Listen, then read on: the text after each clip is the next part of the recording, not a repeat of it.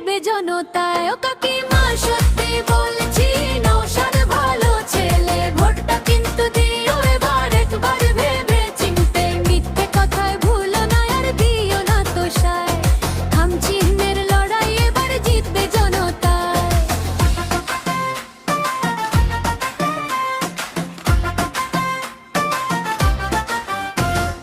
দাদা দিদির খেলা দেখে কাটলো অনেক দিন, পকেট সবার খালি হলো।